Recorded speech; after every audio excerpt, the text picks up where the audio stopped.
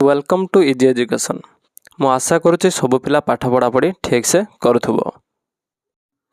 आजिर विषय वस्तु रहिबो साहित्यर गोटे पद्य मंगले अइला उषा। ना एठारे कवि होउछथि हमर गंगाधर मेहर। से केउ उपाधि भूषित ना स्वभाव कवि।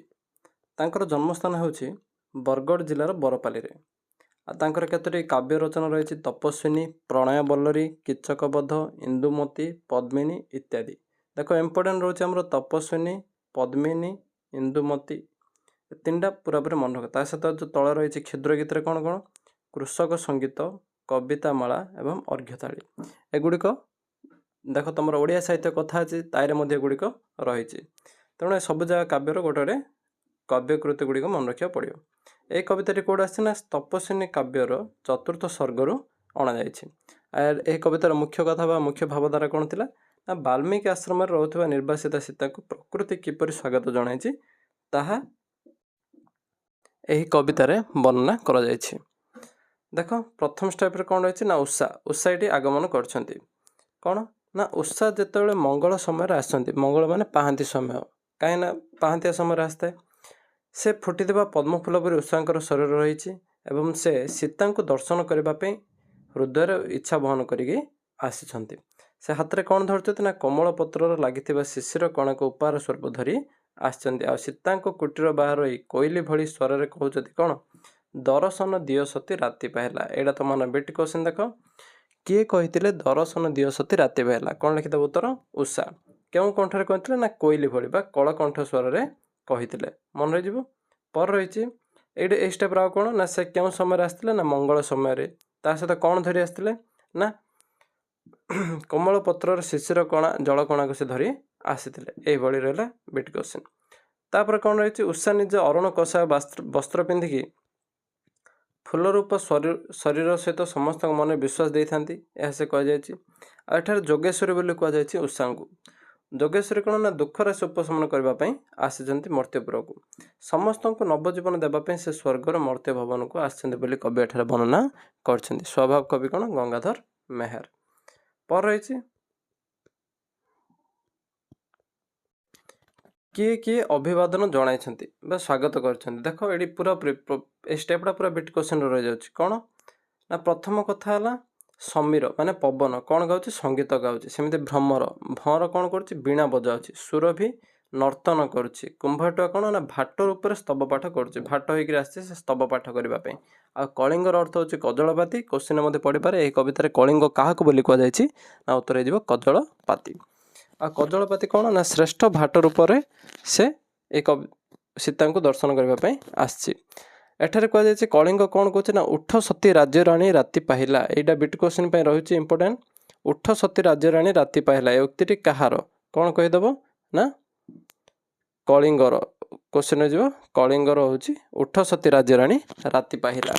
परवर्ती प्रश्न पर रही वनस्थली वाल्मीकि आश्रम विषय किसी कहुई कौन ना मुनिमुख वेदस्वन द्वारा समग्र श्यामवन पूर्ण हो जाइए। क्वेश्चन रहा द्वारा समग्र श्यामवन बा जंगल पूर्ण होती ना मुनिमुख वेदस्वन द्वारा पूर्ण होती। मुनि मानकर जो वेदस्वन एवं ओंकार ध्वनि रे कौन होची आकाश पूरापूरी भेद करछि जहाँकि वैकुंठपुर रे तृप्ति प्रदान करने सह पाताल वासुकी मध्य कौन कर श्राव्य होइछि जहाँकि कौन सरस्वती बीणा झंकार सह समान दृश्यमान हो। तेणु क्वेश्चन रही वैकुंठ को किए तृप्ति दे था ना मुनिमुख वेद ध्वनि बा ओंकार ध्वनि आकाश को भेद करे। देख प्रति स्टेप रे गोटे गोटे पूरा बेट क्वेश्चन रही जाऊँ तेणु तुम मन रखिदेव। पर रही कौन ना पर बनर उज्जवल किरण प्रकाशित जेहेतु सूर्य किरण आगमन होती जद्वारा मंत्र बल जेपरी बलर उत्पन्न होता है से भाई वन प्रदेश में कौन सूर्यर किरण आगू आगू बढ़ी बढ़ी चली था। पर स्टेप रही आमर अनुकंपा विषय तुम कह अनुकंपा किए ना अनुकंपा होती जड़े ब्रह्मचारिणी तपस्विनी से वाल्मीकि आश्रम जड़े ब्रह्मचारिणी थे सहित तपस्विनी मीन्स तपस्या रत कन्या से गंभीर भाव में सीता पाखे आसी दर्शन दे कहते उठ वैदेही एटा रहा बिट क्वेश्चन। यही कवितार उठ वैदेही बोली किए कहते ना हो अनुकंपा कौन पे ना से सीता को कहते उठ सीता कौन विदेहर कन्या होते वैदेही अर्थ हूँ सीता को कहुई जे कि विदेहर कन्या हो। पर रही से कहते उषा सुकुमार दे तुम ପାଇଁ ଦର୍ଶନ କରିବା ତୁମ ସହ ଦର୍ଶନ କରିବା ପାଇଁ ଆସନ୍ତି ବୋଲି ଏଠାରେ କହିଛନ୍ତି। କିଏ କହିଛି ଦେଖ କଥା ନା ଅନୁକମ୍ପା। ଏଠାରେ କ୍ୱେଶ୍ଚିନ୍ ମଧ୍ୟ ଆଉ ଗୋଟେ ଆସିବ, ସୁକୁମାର ଦେହୀ ବୋଲି କାହାକୁ କୁହାଯାଇଛି? କ'ଣ ନା ଉଷା। ମନେ ରହିଲା, ସୁକୁମାର ଦେହୀ କାହାକୁ କୁହାଯାଇଛି? ଉଷାଙ୍କୁ। ପୁଣି କହିଛନ୍ତି ଯେ ତମସା ନଦୀ ତୁମକୁ କୋଳ କରି ସୁଖ ଲଭେଇବା ପାଇଁ ଅନାଇ ରହିଛନ୍ତି। ତେଣୁ ଦୁଇ ଜଣ, ଗୋଟେ ହେଲା ଉଷା, ଅନ୍ୟଟି ହେଲା କ'ଣ? ତମସା ନଦୀ। ଏହି ଦୁଇ ଜଣ ତୁମ ପାଇଁ କ'ଣ ତୁମକୁ ଅପେକ୍ଷା କରିଛନ୍ତି ବୋଲି ଅନୁକମ୍ପା ଜଣାଇଛି ସୀତା ଦେବୀଙ୍କୁ ବା ସୀତା ମାଙ୍କୁ। ପରେ ହେଉଛି ସୀତାଙ୍କର ଉପରେ ବର୍ଣ୍ଣନା କରାଯାଇଛି। ସୀତାଙ୍କ କ'ଣ ନା ସୀତାଙ୍କର ଶରୀର ପଦ୍ମିନୀ ପରି ସୁନ୍ଦର ଅଟେ। ତାଙ୍କ ଶରୀର ସୂର୍ଯ୍ୟକିରଣ ପ୍ରଭାବରେ ରାମଙ୍କ ପ୍ରତିବିମ୍ବ ପରି ପ୍ରତୀୟମାନ ହେଉଅଛି। ଆଉ ତାଙ୍କ ମନରେ ଶୋକ ଜର୍ଜରିତ ହୋଇଛି। କ୍ୱେଶ୍ଚିନ୍ ହେବ, କାହାର ମନ ଶୋକ ଜର୍ଜରିତ ହୋଇଥିଲା? ନା ସୀତାଙ୍କର ମନ। ସେ ଆସନରୁ ଉଠି ପ୍ରଥମେ ଅନୁକମ୍ପାଙ୍କ ପାଦ ବନ୍ଦନା କରିଥିଲେ, ତାପରେ କ'ଣ କରିଥିଲେ? ଉଷାଙ୍କୁ ବନ୍ଦନା କରିବାକୁ ଲାଗିଥିଲେ। ତେଣୁ ଏଠି ଦୁଇଟା ରହିବ। ପ୍ରଥମେ ସେ କାହାକୁ ପ୍ରଣାମ କରିଥିଲେ? ଅନୁକମ୍ପାଙ୍କୁ। ପରେ ସେ କାହାର ପଦ ବନ୍ଦନା କରିଥିଲେ? ନା ଉଷାଙ୍କର ପଦ ବନ୍ଦନା କରିଥିଲେ। ମନେ ରହିଲା ଦୁଇଟା ବିଟ୍ କ୍ୱେଶ୍ଚିନ୍। ପରେ ହେଉଛି ଉଷାଙ୍କୁ ପ୍ରଶଂସା କହି ସୀତା କ'ଣ କ'ଣ କହିଛନ୍ତି? ସୀତା ଉଷାଙ୍କୁ ପ୍ରଶଂସା କରି କହିଛନ୍ତି ଯେ ତୁମେ ତିମିର ବିଧ୍ୱଂସୀ, ମିନ୍ସ ଅନ୍ଧକାରକୁ ନାଶ କରୁଛ ତୁମେ, ଉଷା ବୋଲି କୁହାଯାଏ। ତେଣୁ ଏହି ପ୍ରଶ୍ନ ରହିଛି ତିମିର ବିଧ୍ୱଂସୀ ବୋଲି କାହାକୁ କୁହାଯାଇଛି? ନା ଉଷାଙ୍କୁ କୁହାଯାଇଛି। ଆଉ କିଏ କହିଛନ୍ତି? ନା ସୀତା କହିଛନ୍ତି। ତୁମ ଦ୍ୱାରା ସୂର୍ଯ୍ୟଙ୍କ ଆଗମନ ହୋଇଥାଏ ଏବଂ ଧରା ପୃଷ୍ଠରେ ତୁମର ଜ୍ୟୋତି ଆହରଣ କରିଥାଏ। ପୁଣି ସେ କହିଛନ୍ତି ଶୁଭ୍ର ସୌରଭ ରସିକେ ଶୁଭ ସମ୍ପାଦିନୀ ହୁଅ ରଘୁବଂଶୀ। ଏଇଟା ତୁମର ସରଳାର୍ଥ ମଧ୍ୟ ପଡ଼ିବ, ଏଇଟା ରଖିଦେବ ଏହି ପଏଣ୍ଟଟା। ପରେ ରହିଛି ତମସା ନଦୀ ବିଷୟରେ କ'ଣ କୁହାଯାଇଛି? ତମସା ନଦୀ କ'ଣ? ତମସା ନଦୀ ହେଉଛି ଆଶ୍ରମ ଧାତ୍ରୀ। କାହିଁକିନା ଆଶ୍ରମର ମା ହେଉଛନ୍ତି ତମସା ନଦୀ। ଆଶ୍ରମର ଶେଷରେ ସେ ବହି ଯାଉଛନ୍ତି।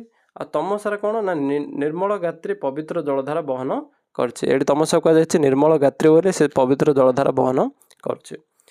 ସୀତାଙ୍କ ଆଶ୍ରମ ପ୍ରାଙ୍ଗଣରେ କୁସୁମ ବିଞ୍ଛାଯାଇଛି, ଯାହାକି ସୁବାସିତ ନିରମରେ ସିଞ୍ଚନ କରାଯାଇଛି। କାହିଁକି? ନା ସୀତାଙ୍କର ଆଗମନ ପାଇଁ। ଆଉ ମଙ୍ଗଳ ପ୍ରଦୀପ ସ୍ୱରୂପ କିଏ ରହିଛି? ପ୍ରଭାତୀ ତାରା। କ୍ୱେଶ୍ଚିନ୍ ରହିଯିବ, ମଙ୍ଗଳ ପ୍ରଦୀପ ରୂପେ କିଏ ଏଠି ରହିଛି? ନା ପ୍ରଭାତୀ ତାରା ରହିଛି ବୋଲି କୁହାଯାଇଛି।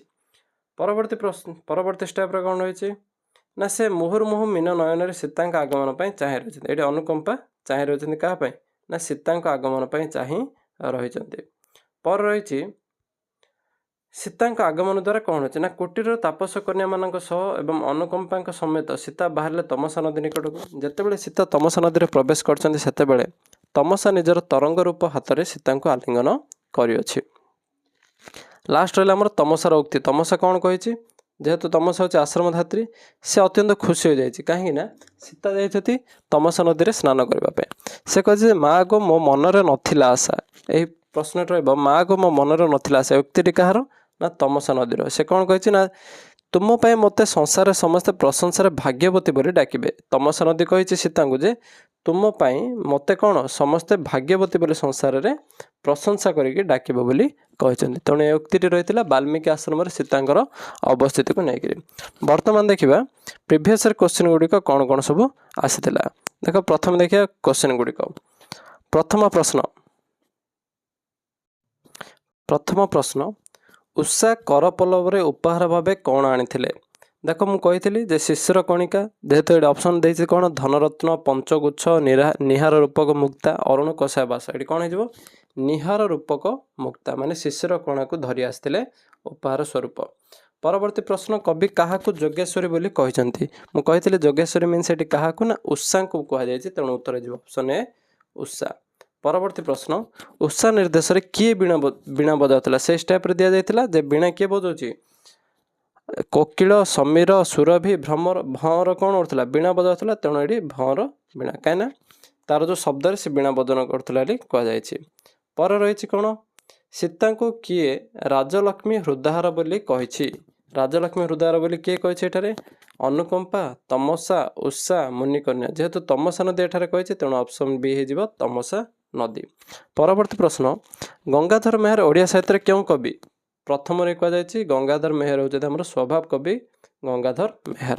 ପରବର୍ତ୍ତୀ ପ୍ରଶ୍ନ, କବି କାହାକୁ ଉଷାଙ୍କର କର ଭାବେ କଳ୍ପନା କରିଛନ୍ତି? କର ମିନ୍ସ ହାତ। କାହାକୁ? ନା ପଦ୍ମଫୁଲ, ତରଙ୍ଗ, ଶିଶିର, ପଲ୍ଲବ। ଯେହେତୁ ଗୀତରେ ମଧ୍ୟ ଥିଲା କର ପଲ୍ଲବ, ତେଣୁ କର ପଲ୍ଲବ ମିନ୍ସ ପଲ୍ଲବ, କୋମଳ ପତ୍ରକୁ ସେ ହାତ ଭାବେ ବର୍ଣ୍ଣନା କରିଛନ୍ତି। କବି କାହାକୁ ଆଶ୍ରମର ଧାତ୍ରୀ? ମୁଁ ମଧ୍ୟ ସେ ପଢ଼େଇଲା ବେଳେ କହିଥିଲି ଆଶ୍ରମର ଧାତ୍ରୀ କିଏ? ନା ତମସା ନଦୀ। ତେଣୁ ଏଠି ଯିବ ଏଠି ତମସା। ପରବର୍ତ୍ତୀ ପ୍ରଶ୍ନ ଭାଟ କ'ଣ କରେ? ଭାଟ କ'ଣ କରିଥାଏ? ନା ସ୍ତବ ପାଠ କରେ। ତେଣୁ ଏଇଟା ଅପସନ୍ ହେଇଯିବ ସ୍ତବ ପାଠ କରିଥାଏ। ନେକ୍ସଟ ରହିଛି ଅନୁକମ୍ପା କାହାକୁ ସୁକୁମାର ଦେହି ବୋଲି କହିଛନ୍ତି? ମୁଁ କହିଥିଲି ସୁକୁମାର ଦେହି ଏଠାରେ କାହାକୁ କୁହାଯାଇଛି? ଉଷାଙ୍କୁ। କ'ଣ ହେଇଯିବ ଉତ୍ତର? ଉଷା। ପରବର୍ତ୍ତୀ ପ୍ରଶ୍ନ ପଠିତ କବିତାରେ କାହାକୁ ବ୍ରହ୍ମଚାରିଣୀ କୁହାଯାଇଛି? ଦେଖ ବ୍ରହ୍ମଚାରିଣୀ କିଏ? ନା ଆଶ୍ରମରେ ଯିଏ ରହୁଥିଲେ ତାଙ୍କୁ କୁହାଯାଇଥିଲା ବ୍ରହ୍ମଚାରିଣୀ। ତାଙ୍କ ନାଁ ହେଉଛି ଅନୁକମ୍ପା। ମନେ ରହିଯିବ ଅନୁକମ୍ପା।